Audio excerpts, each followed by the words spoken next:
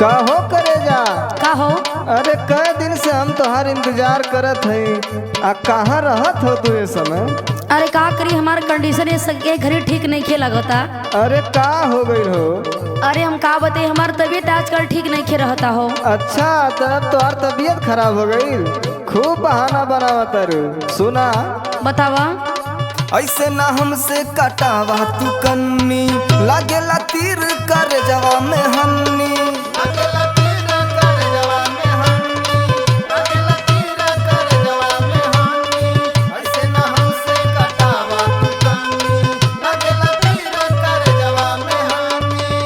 यही बात बा। हाँ हो, ऐसे ना हमसे कटावा तू कन्नी, लागेला तीर कर जवा में हन्नी। और सुना गोरी दुई दिन से पारल अब ही झीक नहीं खे। अच्छा गोरी दुई दिन से पारल अब ही झीक नहीं खे। तो सुना, ए रजौला हांगा के, ए रजौला हांगा के सर्विस अब ही ठीक नहीं खे।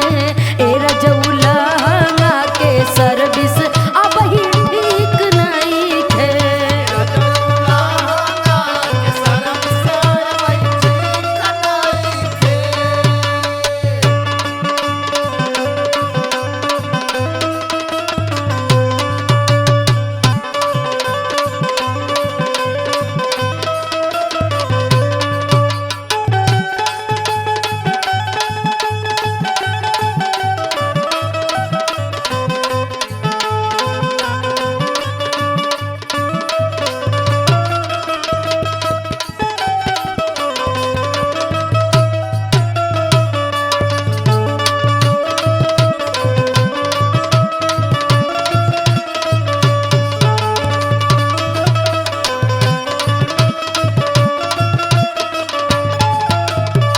अच्छा तो सुना सुना।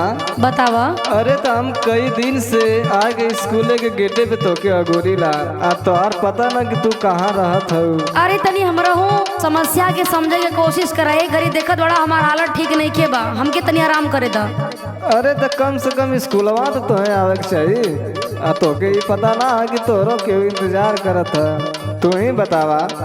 का करी, बता दिली ना कि हमार तबीयत नहीं के ठीक बा। अच्छा तो हमार बात सुना। बोला।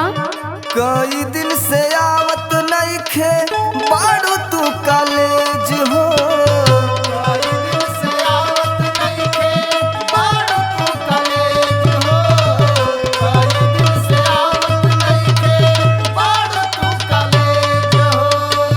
ए हबेरा गाड़ी नहीं खे देता माइलेज हो।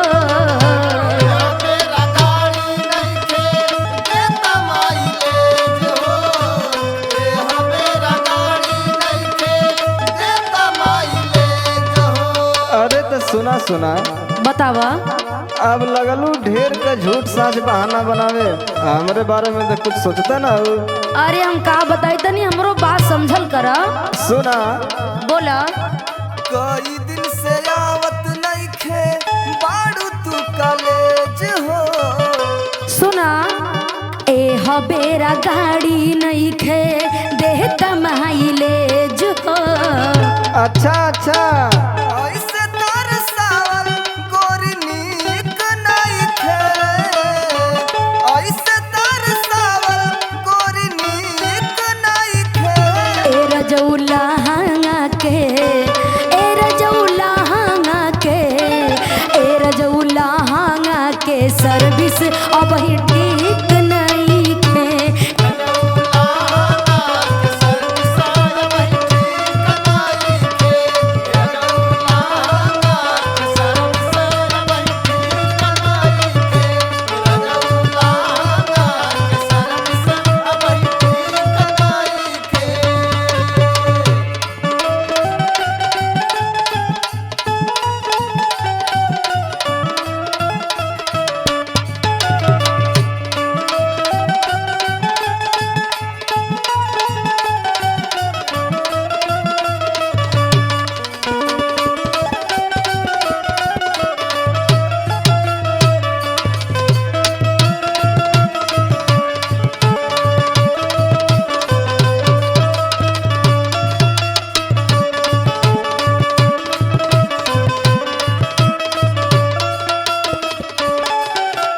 अच्छा तो ये करे जा, का हो? अपन वाली अब कुल कर लेलू ना, अब हमार बात ना न मनबू। अरे हम का बताई हो, आपन वाली नइखे करत बनी, हम बड़ा मजबूरी में बानी। अरे तो हरदम तो तू कुछ न कुछ सुनौता रहलू, हमेशा तो मजबूरिये में रहलू। बतावा का बताई? अच्छा तो सुना, बोला। श्याम भोजपुरिया के लागत नइखे दिल हो।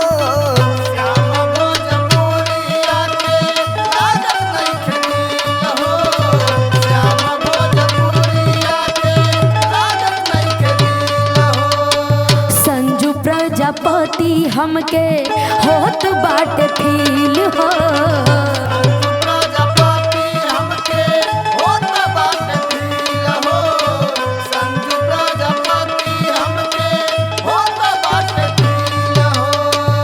अच्छा तो सुना, हमारे बारे में अगर इतना तोके फील होत ना, हाँ तो ये तरह हमके ना कर तू। अरे अब हम का बताई? अरे बतैबू का, सुना हमार बात। बतावा। श्याम भोजपुरिया के लागत नइखे दिल हो। संजू प्रजापति हमके होत बाटे फील हो। अंशिका खिंचावल फोटो नीक नइखे, अंशिका खिंचावल फोटो नीक नइखे। ए रजौला हंगा के, ए रजौला हंगा के, ए रजौला हंगा के सर्विस अब ही ठीक नहीं खे। ए रजौला हंगा के सर्विस अब ही ठीक नहीं खे।